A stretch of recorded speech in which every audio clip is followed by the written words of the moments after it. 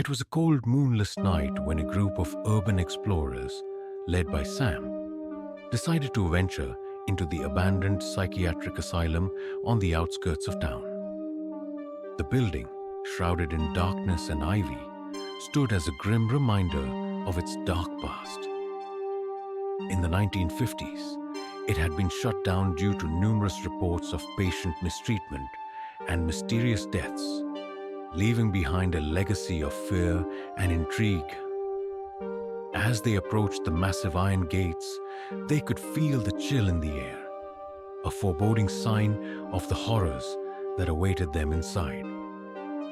The group's excitement was palpable, but so was their trepidation.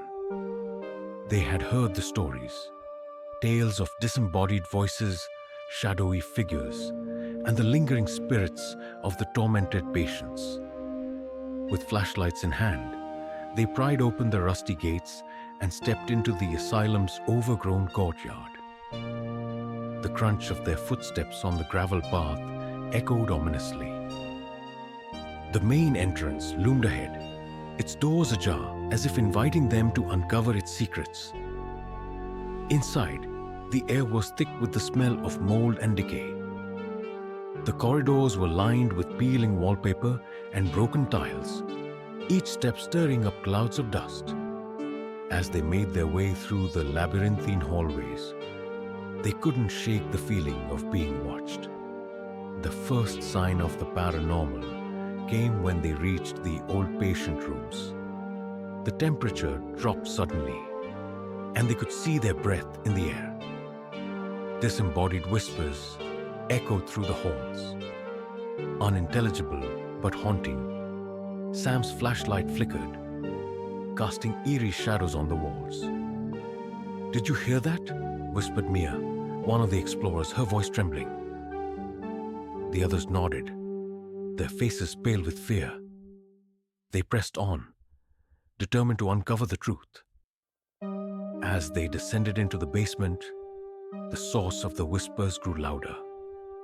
They found an old, rusted door marked Isolation Ward. Pushing the door open, they were met with a scene straight out of a nightmare.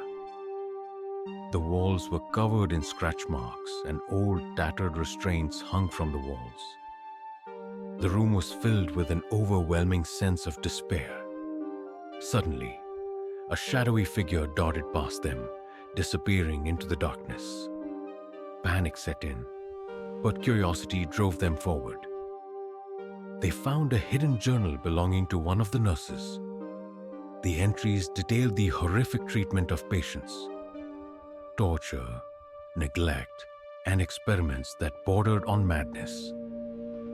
The final entry hinted at a revolt, where the patients turned on the staff in a desperate bid for freedom. As they read the journal, the temperature plummeted further, and the whispers grew louder, more frantic.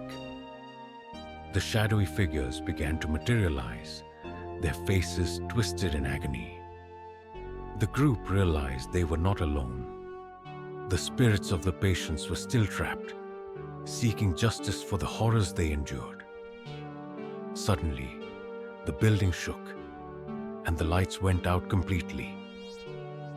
In the pitch black, they heard the anguished cries of the spirits, desperate to escape. They fumbled their way back to the main floor, their flashlights barely cutting through the darkness. As they reached the courtyard, the iron gate slammed shut behind them with a deafening clang. They had escaped the asylum, but the horrors they witnessed would stay with them forever. The spirits of the tormented patients still haunt the asylum, their cries for justice echoing through the empty halls. From that night on, the group vowed never to return, their curiosity replaced with a deep respect for the restless souls trapped within the haunted asylum.